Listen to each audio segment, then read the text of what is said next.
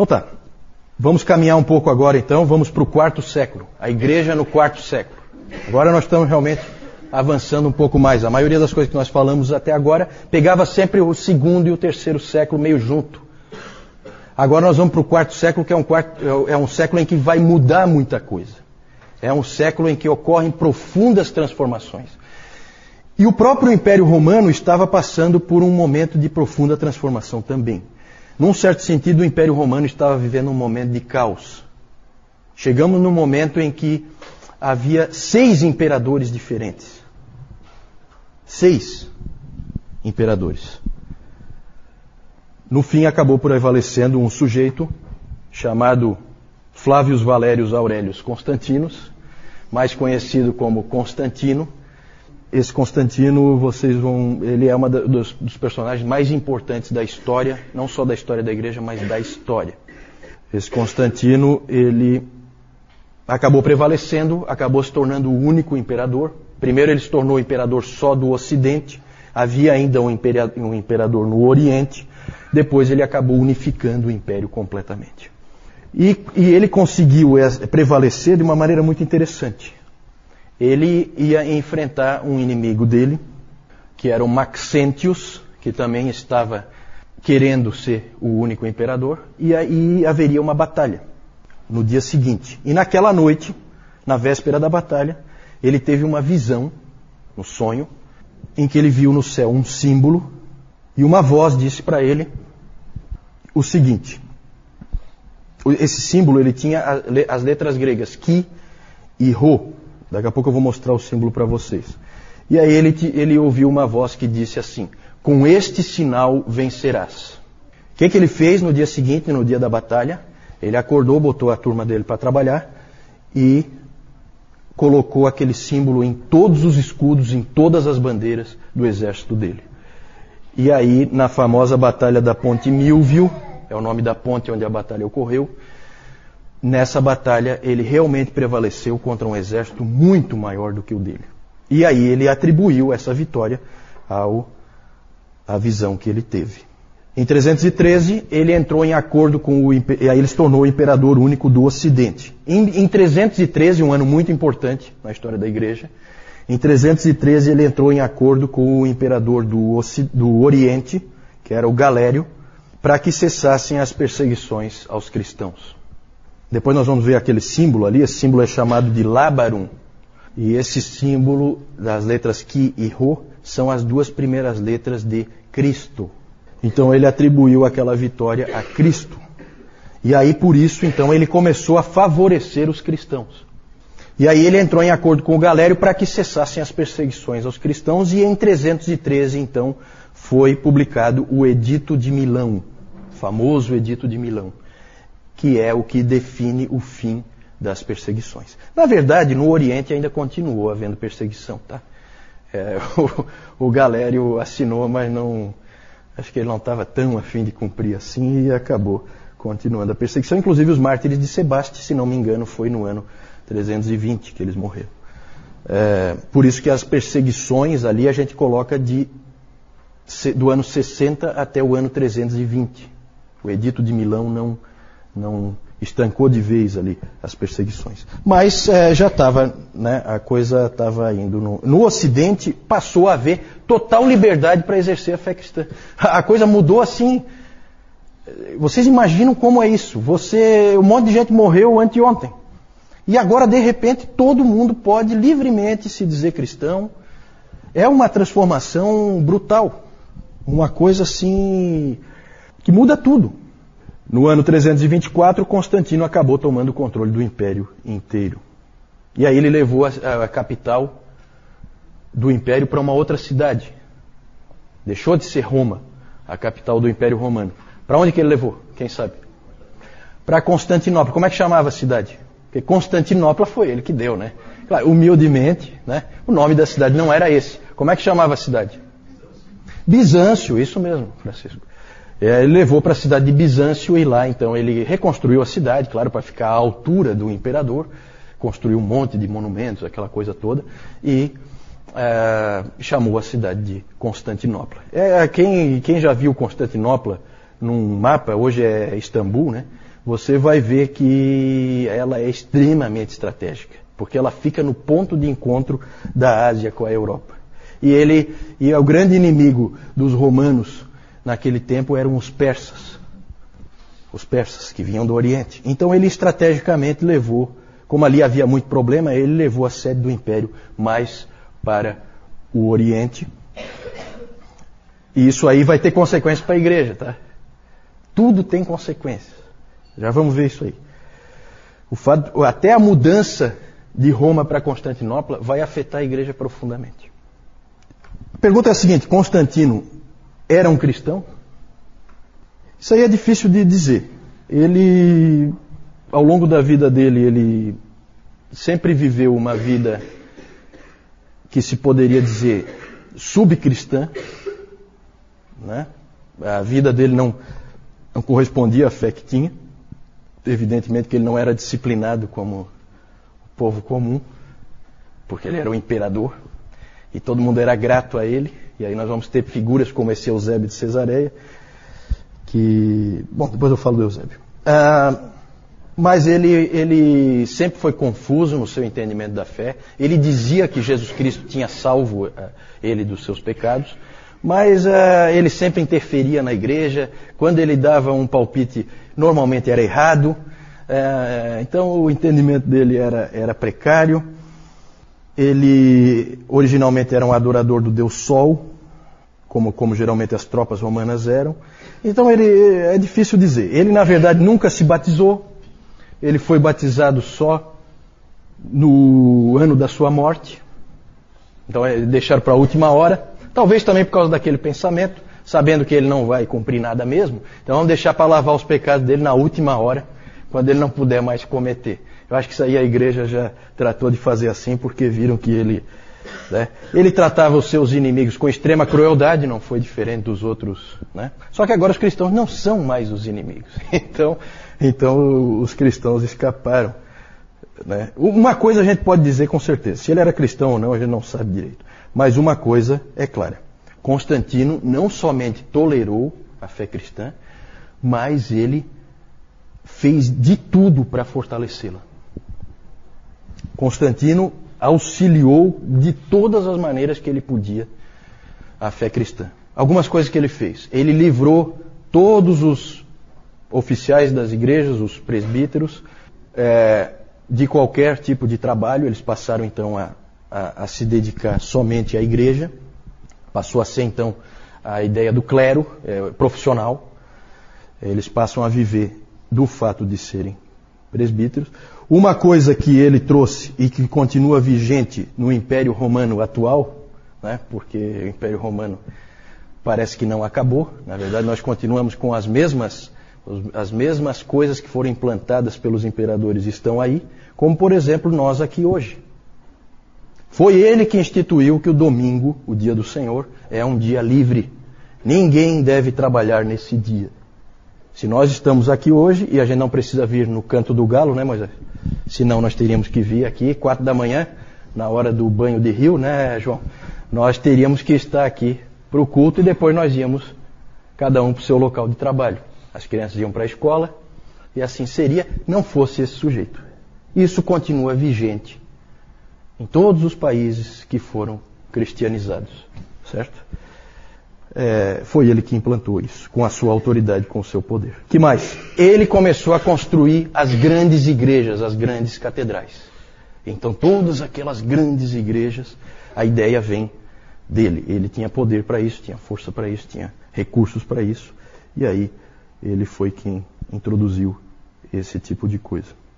E na mesma época de Constantino viveu um sujeito importante, esse aí, Eusébio de Cesareia, que também é considerado um pai da igreja. Lembram que eu já falei dele, porque foi ele que escreveu, ele é considerado o pai da história da igreja, porque ele escreveu o livro História Eclesiástica, que conta várias histórias lá dos cristãos primitivos. Dizia-se de Eusébio que ele era tão erudito que ele sabia tudo o que havia para se saber. Eu acho que é um pouquinho de exagero aí, mas ele certamente foi um teólogo também, e ele introduziu uma coisa que depois começou a se chamar de a teologia oficial.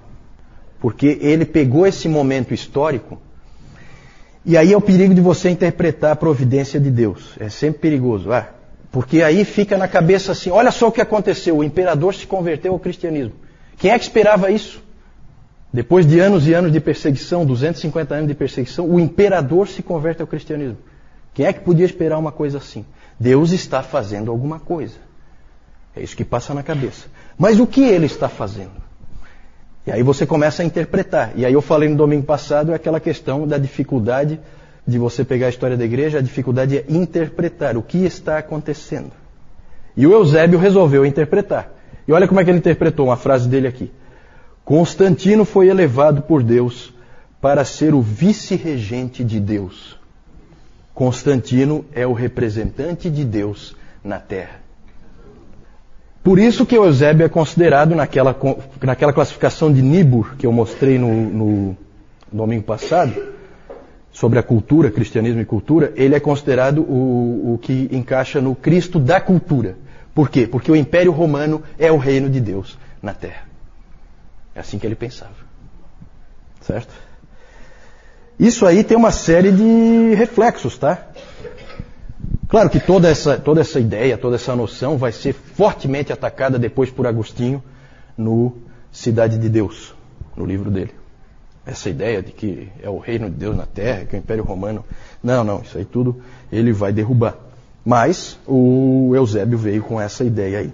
E aí, com Constantino, começa uma nova era na história da igreja que vai durar 1000 anos. A era de Constantino. Toda a influência dele vai se fazer sentir ao longo desse tempo. Começam a ocorrer coisas positivas.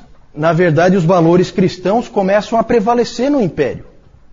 Aquela história de você jogar o filho fora, crime. Opa, não. Agora o império é cristão. Não existe, isso aí acabou. Jogar o filho ali na calçada, de jeito nenhum. Então, começou a haver esse tipo de coisa. Valores cristãos foram se impondo na sociedade. O domingo foi estabelecido como um dia livre, em que deveria haver dedicação para o Senhor. E é interessante, gente, uma coisa que eu já refleti bastante sobre isso, porque o David Calhoun ele levanta isso aí, e é realmente interessante. O que aconteceu nesses primeiros 500 anos é que você veio de uma sociedade totalmente pagã, um mundo, vamos falar de mundo, né? Você vem de um mundo totalmente pagão e esse mundo vai se tornando cristão. Cristão, entenda um cristão de uma maneira ampla, tá? Quando a gente fala cristão, não é cristão nascido de novo. Não. Cristão de uma maneira ampla, certo? Cristo como o rei, essa visão. Você tem isso acontecendo, vem do paganismo para o cristianismo. Dali para frente tudo é cristão. O cristianismo vai se fazer sentir ao longo de toda a história, até chegar nos últimos 500 anos. Aí o Calhoun fala que é um efeito espelho, né? Porque nos últimos 500 anos, de 1500 até o ano 2000, e até hoje, nós vemos o contrário acontecendo. O mundo passa depois de 1000 anos, o mundo passa a progressivamente deixar de ser cristão e passa a voltar a ser pagão. Nós estamos vivendo isso hoje. Será que é à toa que você hoje tem o aborto defendido livremente? O homossexualismo voltando com tudo? Não que não houvesse perversões sexuais ao longo desse tempo todo. Claro que sim. Mas tinha que ser uma coisa de alcova, escondida. Hoje não, hoje é bonito. Bonito. A pornografia está aí. Então por quê? Porque nós estamos voltando ao paganismo. Interessante, essa é uma reflexão interessante para você fazer com calma. É uma coisa que impressiona na história da igreja. O tempo em que a gente vive é um tempo muito diferente de outros tempos da história da igreja, em alguns aspectos. Muitas consequências negativas também da conversão, entre aspas, de Constantino. O Peter Brown, ele usa uma expressão em que ele fala da conversão do cristianismo.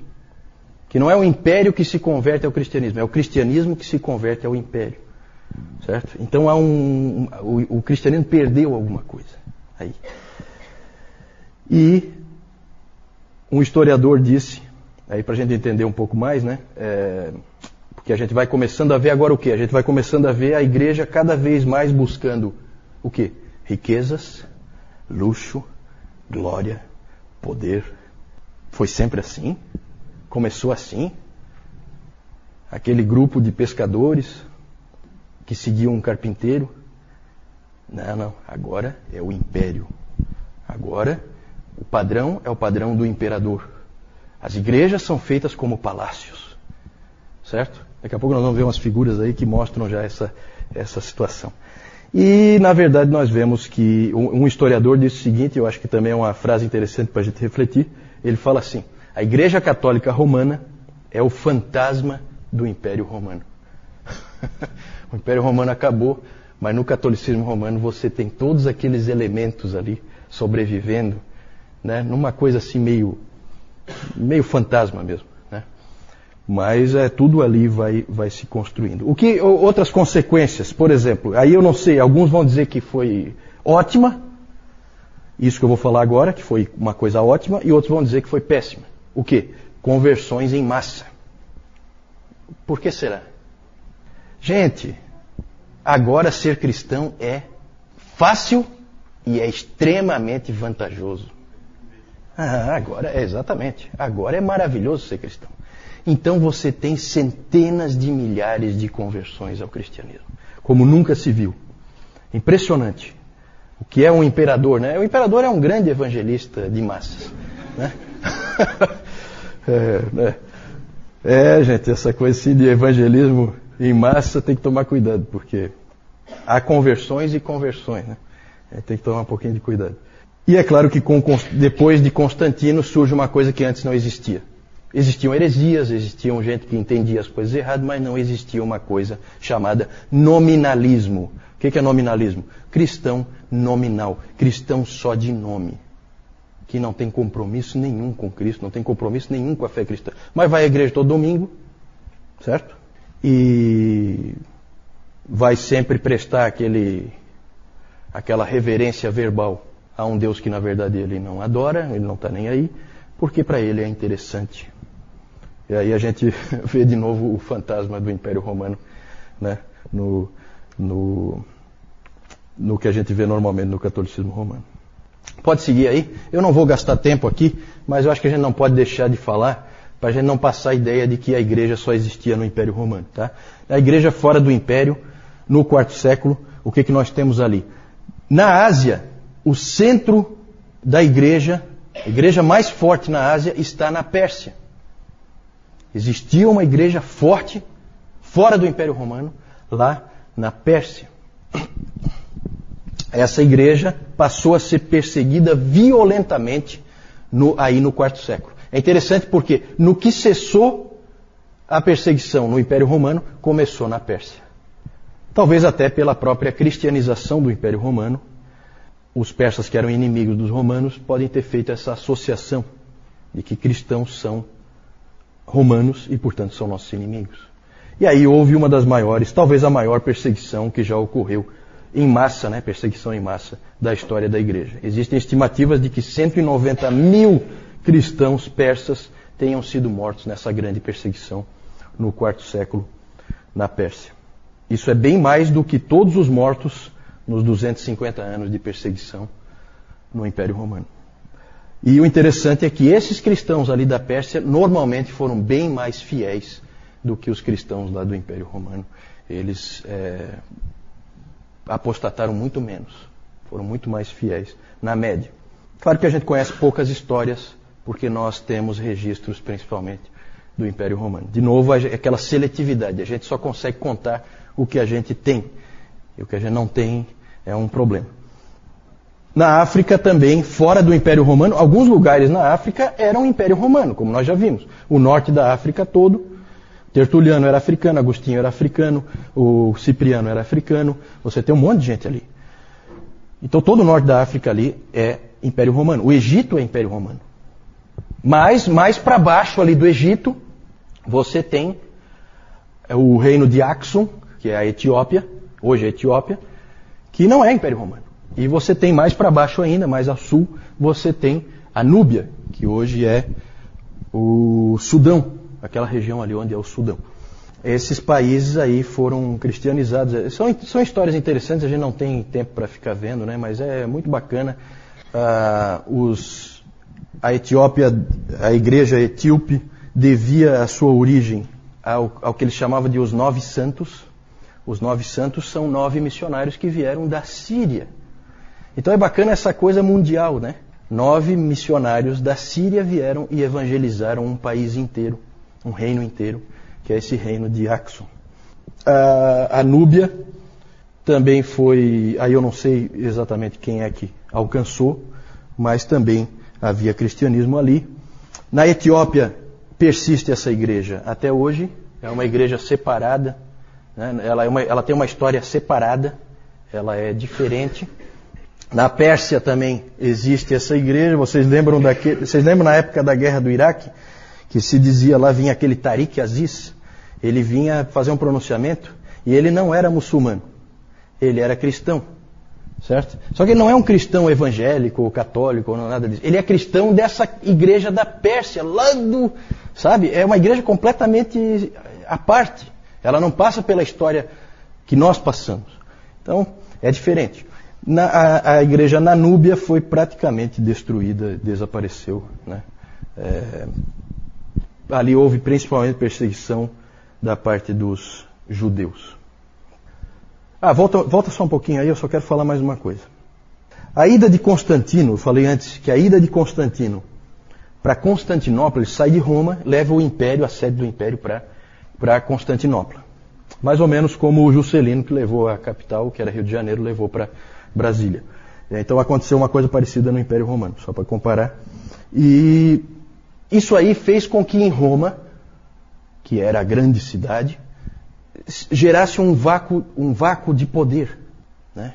Ali sempre foi a sede de poder e agora ficou assim. Tinha lá um sub-imperador, mas não era a mesma coisa. Ficou assim uma carência ali daquela cidade de poder, de ter ali alguém que fosse realmente poderoso. Adivinha quem que ocupa esse vácuo? O que vocês acham? Quem? O Papa, né? O Papa. Que aí o bispo ali, bispo é pouco, né? Bispo tem em toda a cidade. Isso é coisa pequena. Isso é coisa para qualquer um, né? Então começam a acontecer essas coisas interessantes aí. Tudo tem uma explicação histórica. Pode passar? Só aqui rapidamente, esse aqui é o Lábarum, né? Aquele símbolo. Aqui é um quadro, evidentemente, do Constantino. Lá no cantinho está o Lábarum. Então ele vendo, com este sinal vencerás. Lá a batalha da Ponte Milvio, né? Como o artista simbolizou, com uma ajuda de anjos e tal. Tudo isso aí é só arte, né? Pode passar? Aí nós já vemos a influência, né, do Império sobre a Igreja. Aquilo que o Peter Brown chamou de conversão do cristianismo. O cristianismo se convertendo a alguma outra coisa que não é cristianismo. A gente vê, por exemplo, como é que começa a ser a ceia, certo? Cálice de ouro, bandeja de ouro cravejada de pedras preciosas, certo? Olha só, né? Aqui esse símbolo aí, ó, da época, né? Você tem Jesus Cristo entregando uma chave para quem? Para Pedro, e entregando um estandarte para quem? Constantino, né? Teologia oficial. Um sarcófago de um cristão, certo? Quanto é que vocês acham que custa para você contratar um artista para fazer todo esse entalhe aqui, certo? Né? No teu leito de morte. Então começou essa coisa, luxo, pompa, riqueza, poder. Entrou na igreja. Vamos lá. Esse é o Eusébio de Cesareia, só, claro, simbolizado aí por uma figura. Vamos lá. Vamos falar agora, trocando alguma dúvida aí, nessa questão do quarto século? Não sei. A pergunta é se consta na batina dos padres esse símbolo ali, o Lábarum. Pode ser, eu até vou investigar isso aí. Pergunta interessante. Vamos ver. A pergunta da Jussara é sobre a Igreja Ortodoxa. Como é que, em que pé que está essa história de Igreja Ortodoxa, a Igreja Oriental, né? Na verdade, ainda é uma igreja única, mas começam a haver traços aí de problemas. A Igreja Oriental, ela é diferente. Ela já tem características diferentes, culturalmente ela é diferente. Mas aqui, o próprio fato do imperador ir para Constantinopla, ou seja, ele ir para o Oriente, certo? Ainda mantém uma boa unidade, certo? Ainda não é o momento em que elas vão se separar. Na verdade, há um prestígio ao patriarca de Constantinopla pelo fato do imperador agora estar ali, na cidade dele, e não mais em Roma. Certo? Ele veio para o Oriente, né? Então, aí nós vamos falar bastante, tá, da Igreja Ortodoxa, né, um pouquinho mais para frente, tá?